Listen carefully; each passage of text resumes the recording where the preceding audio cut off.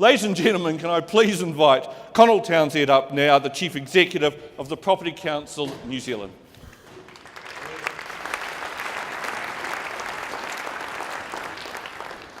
Thank you very much, folks. Well, yes, in many ways it was probably a great thing that I didn't speak last night. We could see some heads starting to nod. It was a big, heavy, chunky day. But I do have a presentation. There's a power of slides, lots of words. I don't want you to read them because reading all that stuff's a bit boring, but I got some quite important messages. We heard yesterday from presentations that were reminded that Property Council last had a conference in Rotorua in 2004.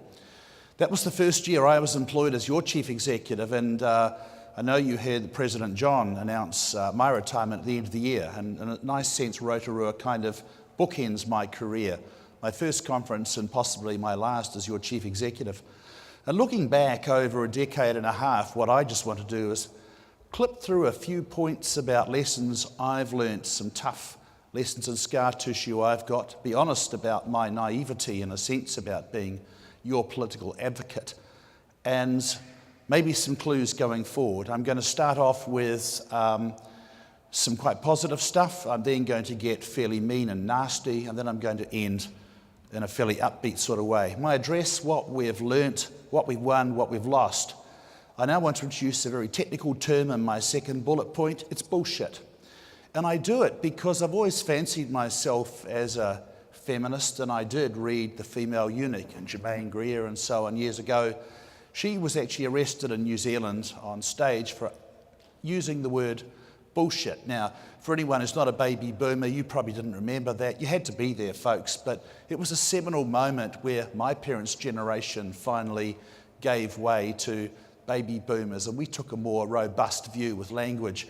When we heard bullshit, we thought it was bullshit, we called it bullshit, and I want to talk about bullshit today a little bit because it's important. Public policy, delusions, lies, and bullshit. Then I want to talk about some real monsters, some real potential threats that worry me, and finish with some good things. What we learnt, what we've won, what we've lost. When I arrived in this job, I inherited a series of positive public policy positions, some platforms that have been hammered out by my predecessor, Chris Simpson, and by some key members, Stuart Kendon and Gary Chain and others. That had flipped the Property Council away from responding to issues in a squeaky wheel way to actually advocating on key points. And we had three key platforms established right back then. Urban strategy and infrastructure, and we had a committee that Patrick Fontaine chaired. He was much younger then, so was I. And investment and capital markets, that committee was chaired by Anthony Beverley, then AMP, and compliance and regulatory, which was chaired by Sue Simons. Folks, I can't tell you as I came into the job feeling quite cocky and this would be a great job and I could do some stuff.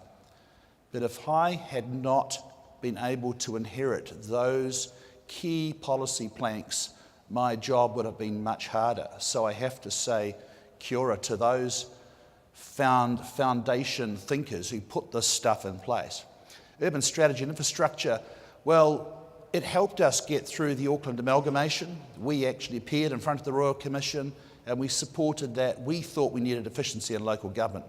The Auckland spatial plan, that was terrifying, a huge job. We had hard arguments, but it was people like Patrick Fontaine developing a serious data set of information, capturing intelligence around how property development works. It became the so-called AC/DC model in Auckland, a fantastic initiative. The Auckland Unitary Plan, that was a phenomenal battle in front of the Independent Hearings Panel, other district plan reviews. I served on Nick Smith's RM2U tag, which means Resource Management Phase 2 Urban Technical Advisory Group, and then lessons learned for the Canterbury earthquake. Investment capital markets. We managed to, in a sense, export the old Property Council Index to IPD, which was, I think, a fantastic initiative. As even yesterday, you saw numbers still from that index being presented that give us a solid foundation of information and data. That means the Property Council's word is reliable. The pie regime was an immensely important initiative, and John Dakin was one of the people very instrumental in getting the throughput for the pie regime for commercial property investment. And we managed to retain depreciation for fit-out, but lessons lost. Lessons learned. We lost depreciation. Bill English screwed us over depreciation, and I'll talk a bit more about that at the end of the day. The GFC was a tough experience as we lost quite a bit of membership, and we saw mezzanine finance providers disappear and infrastructure funding. Only today have we heard from the Honourable Shane Jones that finally we have a minister and a government are prepared to start to tackle these issues. Compliance and regulatory, Royal Commission, Canterbury Earthquakes, NBS ratings. Our initial fear was the government would instantly rank it up to 66% of NBS rather than hold it at 33%. Those who don't know what I'm talking about, don't worry, but basically it would have wrecked the New Zealand economy if we'd panicked too much about new built standards. Auckland Unitary Plan, Heritage have finally started to move towards prioritising what they're doing. But we held a conference at Waipuna in Auckland in 2007 on construction. We were concerned at a lack of productivity and innovation, and we predicted then at that conference that construction companies would run into trouble and start to collapse. Well, hello, we achieved nothing. It still remains a major problem. The other thing that we did over the last few years is we moved into the residential development space. And my initial thinking was that because it was an important issue, it was a way in which we could drive concern about red tape and so on through, because housing was a more attractive issue for us. But once we got into it, we realised that it's also about shaping cities, and it was an important issue. My colleague Matt Patterson became our first Government Relations Director in Wellington. Strongly supported by corporate leaders, Matt has opened so many doors for us, and having a presence in the capital has been so powerful. And we did a staff restructuring 2017. We also published an economic significance report, clearly demonstrating the significance of your industry to the New Zealand economy. $1 trillion total value of land and buildings in New Zealand, 1 in 12 people, and we demonstrated that just under $30 billion direct contribution from your industry to GDP. I'll come back to this diagram later on, just about a bit further in my presentation. Public policy. Some lessons I've kind of learned, things that kind of worry me. When I was little, my father would read to me in the bath, and I remember, particularly in winter, the thrilling sound of rain on the corrugated iron roof in Christchurch and the warm water. And Dad would read from a very battered version of Christopher Robin. And one of the stories in it concerns poor old Pooh Bear and Piglet, who are trudging through the wood, round and round in the wood and the snow, and they suddenly notice tracks in the snow. What's interesting about this story, and I just was kind of thrilled by it as a kid, is the chapter was headed that Pooh Bear and Piglet nearly catch a woozle. In reality in the story, however, Pooh and Piglet become convinced that the woozle is tracking them and might indeed jump out from behind a tree and take them, whatever that might mean, but it would be unpleasant. The happy news was that Christopher Robin comes along and realises that his two toys trudging through the snow are in fact not tracking a woozle, but it's their own footprints. What always interested me about this, and I was more intrigued by reading from late Professor Murray Strauss, a professor of sociology at New Hampshire, who actually riffed on this very same story of Pooh Bear and Piglet. It's about confirmation bias. It's about empirical data, the importance of empirical data, and the great danger in misreading empirical data, because indeed, Pooh Bear and Piglet were convinced it was a woozle, but it was their own tracks. But what the story doesn't tell us, there's no, to use the the jargon. There's no epistemological element here. We don't actually know if woozles exist or not. It's just that in this case, the woozle wasn't there. It was Pooh and Piglet. What the hell's this got to do with commercial property? You may well ask. It's to do with dealing with politics and politicians. Here's a case study, business differentials. Now, Brooke mentioned in her address this morning that the team in the Bay of Plenty have had a major fight around business differentials. And the classic argument put up by people on differentials, by politicians to justify them, there's three key arguments.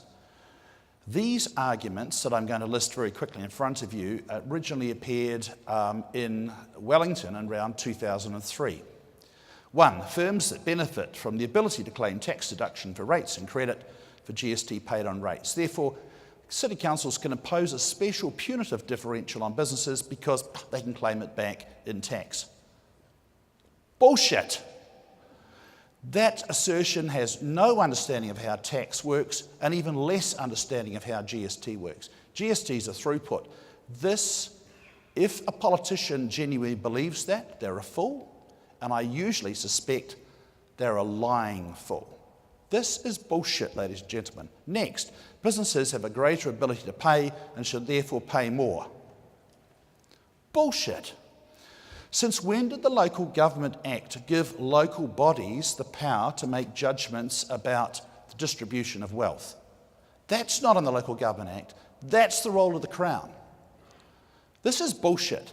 Secondly, where would local government ever assess the data to make assessments about the relative wealth of individuals in New Zealand? This is bullshit, and if they're putting this argument forward, they're lying through their teeth and they're being devious. 3, businesses benefit disproportionately more from council services and should pay more. Bullshit. That's another absolute lie. There is no empirical data to justify that. This is nonsense. But what was disturbing, folks, is after a decade and a half, Tauranga City Council were dredging this rubbish up back to Brooke and her team and putting these arguments forward again. Long since rebutted, long since refuted, the same stuff comes out. And it's presented as fact. It's presented as data, but it's not. It's, to the extent they keep talking, you're into confirmation bias. It's just a nonsense. Depreciation. We got screwed by the Nats, by Bill English, and the official position finally put forward was, unlike all other commercial assets and buildings like factories, offices, shopping centres, never decay.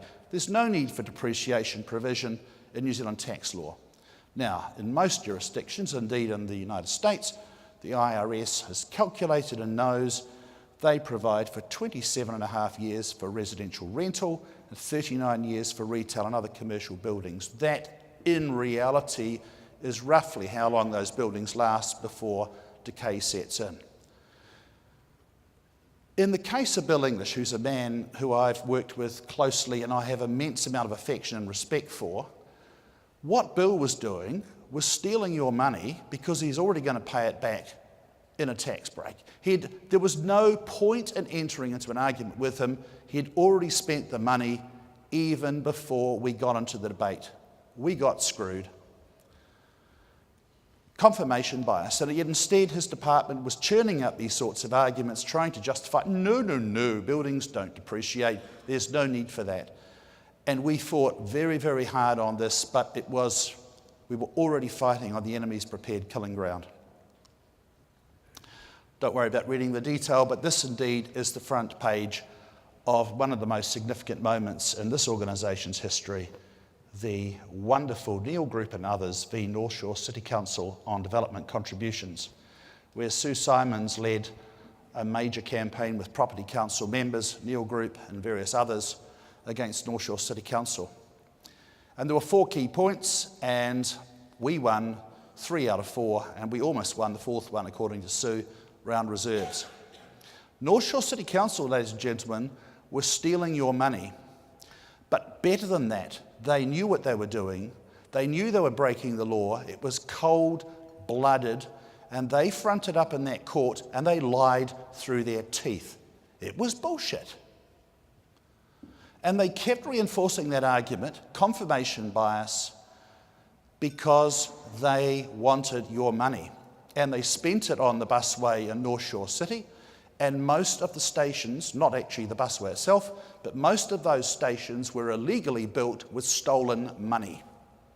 And they had to refund it in the end, and it was all hushed up. And it's such a technical issue, DCs, that we couldn't get much news media about our win. But they lied, and it was bullshit.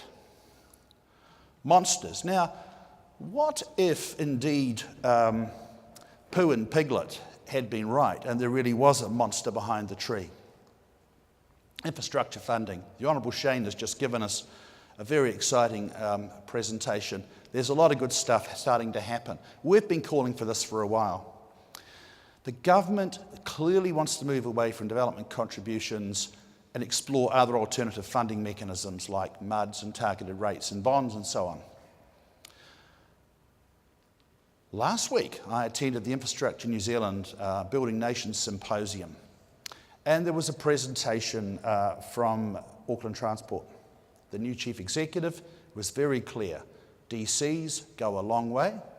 The petrol tax in Auckland is going to go a long way, and he's thrilled that government is now talking about introducing a new way of funding, or new mechanisms of funding, like bonds and targeted rates, on top of development contributions. Be very afraid. Be very, very afraid.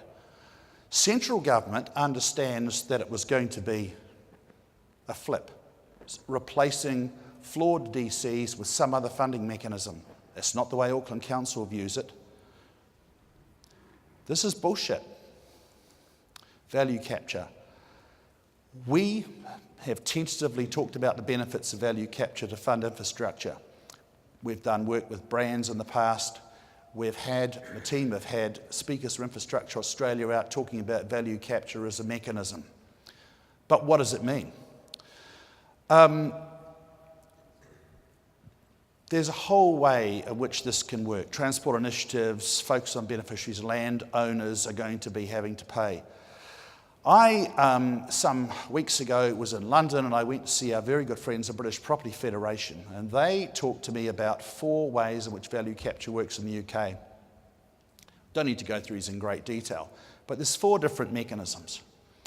Recurrent land value tax, they said, highly dangerous, watch out for this. We don't need to go through the detail here today, but dodgy as hell.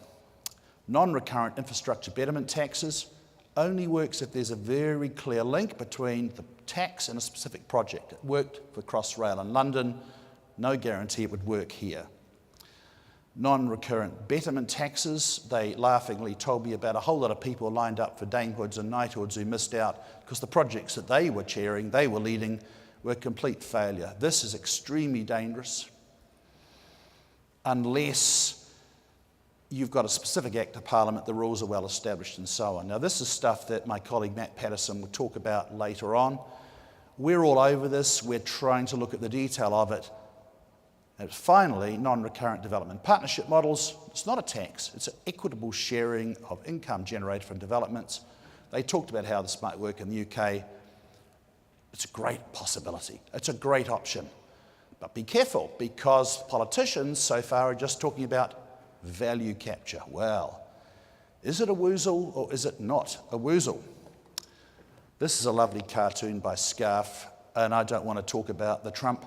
I don't know much about him, and I'm really, it's totally inappropriate for the Property Council to get into commenting about American politics in the White House. What I am interested in, what Donald Trump is doing, though, is the way he reinvents political discourse. And this is a threat. Damage bigly, as he would say. He uses these expressions through tweets. My IQ's one of the highest of any president. Might be true, might not be true. I don't know, don't really care. Look at the mess we're in with all these experts, he says. He doesn't want facts. He doesn't want data. He's banned US scientists from attending conferences. Advisory councils set up under the Democrats are being scrapped because it provides facts and data that's inconvenient. And I just cite there are a couple of cases in Hungary where the government wanting to shut down a central university because it's giving independent advice, and Turkey, where evolution's been banned from the curriculum. No, I carry no responsibility to talk about creationism or evolution, but it's interesting that governments are stepping in and starting to put their foot down on information and knowledge. US health and safety ban from enforcing silica rules, Obama restrictions on carcinogens being overturned, and so on and so on. It's starting to look a bit like the Chinese Cultural Revolution, where intellectuals were dealt to very severely. There's also a difference between old traditional conservatives like Ronald Reagan and Trump. Reagan was a visionary, whether you liked him or not. He had an almost mystical belief in America's providential role in, fostering a great society and building a whole new world order. It was visionary, it was passionate. Not Trump. The United States has no special mission in the world. He sees it as a brutal contest of domination in which the US must be the winner, but only as long as he's president. America is not a shining city of Ronald Reagan's dream, but it's a carnage-filled jungle beset with crime and drugs and overrun by vicious illegal immigrants. The conversation is changing. It's becoming emotional, romantic, nationalistic, and it's not about facts. It's not about data. This worries me. I have no real interest in Heather Locklear. When she was on telly, I didn't much like her. She's kind of cute. She could probably be happy she played her cards right, but seriously, it's not what I'm about. What I am about, what worries me about this sort of stuff is the world is full of clickbait. It's full of bullshit. When you look at the news, you'd be amazed what Heather Locklear looks like now. Well, actually I wouldn't be. Actually, I really don't care.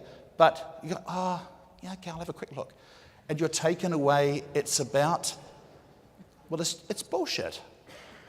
Clickbait, bullshit, and lies are the death of journalism. Monster, the Woozle's evil twin effect. We're into this point now where increasingly we're seeing in politics a scapegoating of minorities. We're certainly seeing in Australia, where there's been speeches by senators essentially talking about a whole new world order of persecuting minorities. We're so blessed in this country that none of our political parties in Parliament are in this sort of space. How privileged and lucky we are to be in this nation. But when it comes to winning hearts and minds and getting messages across, this is a real danger that does worry me a bit. Let's keep moving on. I did a master's degree in political philosophy, which essentially I knew as soon as I'd finished was largely purposeless, irrelevant, and nigh on useless. But in this job, it's dawned on me that dear old Aristotle actually was onto something. He talked about rhetoric, and he said there were three parts to it. And the one which we are always attracted to, certainly a property council, we're all about logos, logic, reason, and proof. My colleague Rachel manages our index relationship. We publish data. We talk about the performance of commercial buildings. When we submitted to the independent hearings panel over the Auckland plan, it's because we had trudged the streets, we'd clicked, we counted those vacant sites, we'd built an alliance of good friends. There's Patrick sitting down there from Housing New Zealand. Shoulder by shoulder in front of the hearings panel, we presented hard data. But today, the world is starting to drift to what Aristotle called ethos and pathos. Ethos basically is the principle that when the emperor stands up on the stage and says, well, I'm the emperor, I'm Donald Trump, and if I want it this way, it's going to be this way, in its appeal to authority. And pathos is, you won't believe what Heather Locklear looks like now. It's emotional stuff. The trick that Property Council is going to have to do, unfortunately, is we're going to have to go back to dear old Aristotle and make all of these three spin. We're going to have to use a bit of pathos. We're going to have to use a bit of ethos. But ladies and gentlemen, please keep us grounded in fact and data. And certainly if you have an independent hearings panel, for example, someone who's objective listening to you, you can't go wrong in Aristotle's logos space. Hard facts and data is always going to work. Economic significance, just one quick point on here. I talked about how the property industry, this is a great figure, but this is logos, this is fact. Even this one, flow on impacts, that's true-ish. It's a factoid. It is probably true. It's probably highly true, which means that the last derivative number, total contribution, is probably sort of fairly true-ish too. But the hard fact is that direct contribution. For whatever we do, there's always gradations of black and white. What if the woozle is actually ugly but not benign? I want to quickly talk about retail as I sprint to the end. Impact of Amazon coming, you've probably seen these sorts of things. What impact it is having in the retail space? New technologies, drones, these looking like evil crows sitting up waiting to peck our liver out are actually drones recharging their batteries on lampposts, already starting to appear. And this ridiculous picture is something I picked up the other day. Some shopping centres are doing very well. They're doing very, very well because they've reinvented themselves. They're appealing in ways you can't use your iPhone, your Android to buy stuff. If you go to a shopping centre, you take Tiddles, the idiot dog, in and get it groomed, you can catch up with the girls and have lunch, you can buy some shoes, and you can have a pleasant day out. If retail reinvents itself and makes it into an experiential way, you can do well. Some shopping centres around the world are doing fantastically well. Westfield in London, White City, out at Stratford are absolutely heaving. Things are fantastic. But talking to the International Council of Shopping Centres and others, they report that actually shopping centres generally around the world are in a state of absolute chaos and disaster, which has not yet hit New Zealand, thank goodness. And if someone said to me, what's the definition of hell? Owning a shopping centre in Tulsa. It's really hard. But something's happening. I met this guy, Steve Maxson from Moonbeam Capital Investments in Las Vegas. He's doing something amazing. West Oaks Mall in Florida. JCPenney had left, Sears had moved out. Things were so bad, Sears were only paying a pitiable rent anyway. Police calls were coming in all the time. And then he managed to buy them all, and he got Xerox, who now don't actually do photocopying anymore. They essentially wanted the shopping mall as a huge call centre, and they run the whole mall. He's now earning serious coin out of this. He's charging $1 million rent a year. And the big attraction of the shopping centre for new tenants coming in, and this is not retail, this is using commercial space, is car parking. That was the attraction. Frankly, Moonbeam are making a serious amount of money out of this by repositioning and repurposing. Bed and Bath, another tenant, they feared Amazon. They wanted to go online. They needed warehousing. Moonbeam approached them again. They just moved out. They moved straight back in, reinvented themselves now. Essentially, the shopping centre is now a warehouse working incredibly well. He's also got Florida's state tax department in there. Things are heaving, new movie theatre. He bought them all for $16 million. Within a year, it's worth $700 million. We don't need to panic. We just have to think laterally and strategically about opportunities. Burlington Centre Mall, New Jersey, another one. Again, Macy's and JCPenney out. Gang-related violence with effectively the Bloods and the Crips, the next level gang. Moonbeam only bought the inner court, vacant with weeds. They paid $3 million. Did a deal with Amazon, who have now got their main distribution centre out of that mall. It is heaving. He wouldn't actually reveal how much money he's making, but he looked very prosperous to me. Final thoughts. The future should be good. Just to wrap up as I slip away, the main thing about the commercial property world that I've learned is we are fundamentally about investment, and the middle class are our friends. The Asia-Pac region, look, is 60% of the world's middle class. 370,000 people join the middle class every year. That's a new Auckland or a Dublin being dropped in every 8 weeks. It's an extra 1.1 billion consumers. Asia-Pac wants the trade. 2 trillion in tariff cuts, even before the Trans-Pacific Partnership, the CPTPP, was signed up. They are adopting a REIT structure, what we'd sort of call our listed property vehicles. They're going full bore. Formerly communist, well, still communist regimes like Vietnam and Laos are now imposing rule of law principles and tightening up on property rights.